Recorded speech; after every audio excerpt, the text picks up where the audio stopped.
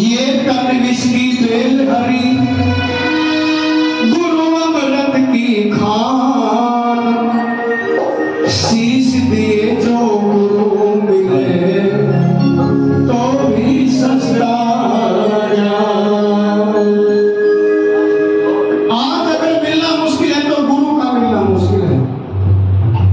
इस लाइन में इतना बड़ा बिजनेस लोगों ने किया, विश्वास करें तो किस पे करें, लेकिन हमारा वेद कहता है विधाने नमामि गुरुवे शरणागतम दिव्य दृष्टि निरामयम गुरु नमामि परखातये गुरु शरण निराम। हमारा वेद कहता है पानी पियो छान के और गुरु बनाओ। आंख मूंद के किसी में भी विश्वास मत करो। चार तस्वीर लगाई, बोल क्या लेने आया है? जब तुम हमारे से पूछ रहे हो कि हम लेने क्या आए हैं, फिर इस गद्दी में बैठने का अधिकार किसने दिया? क्योंकि गुरु से कुछ छुपता ही नहीं। जो यहाँ को लेने आया है, अगर गुरु का ज्ञान है तो फिर छुपा भी नहीं होगा किसी के मन की बात, है ना? सही। गुरु ने कहा बकरी को 3 टांग है, हाथ जोड़ करके ये मत कहो कि ठीक है गुरु, नहीं, खड़े होकर के देख लीजिए कहीं चौकी तो नहीं है। क्योंकि हमारे सनातन धर्म को अगर भ्रष्ट कर रहे हैं, अगर लूट लूट कर खा रहे हैं, तो हम हिंदू खा रहे हैं और कोई नहीं खा रहा है।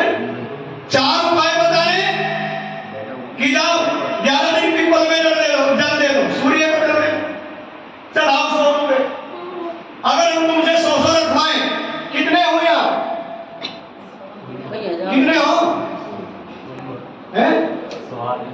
आ जाएंगे 4,000 रुपए आ गए, और दिन में को 20 आ जाओ हमारे पास, क्या समझे? और महीने में कितने हुए? अगर 2,000 भी माने तो 7,000 हो गए। जो बॉर्डर में मौत के मुंह में खड़ा है राइफल लिए, उसके घर में भी नहीं जाते हैं।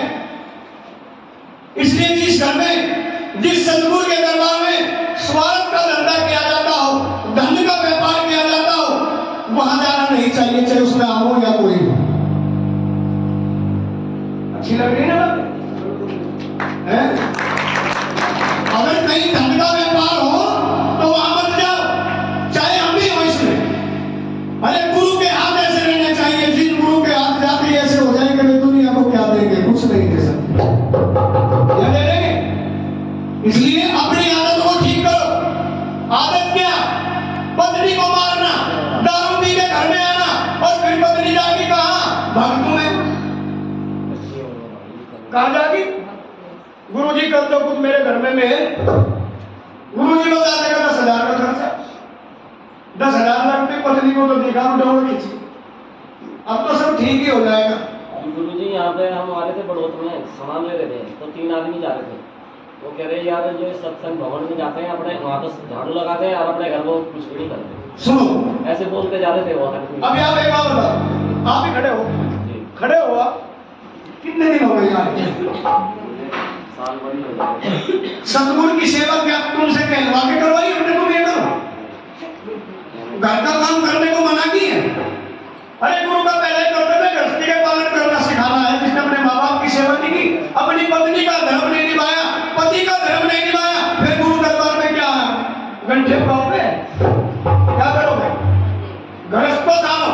कोई भी गुरु ये नहीं कहता तुम घर का काम मत करो, करोगे नहीं तो खाने को कहां से आएगा भाई?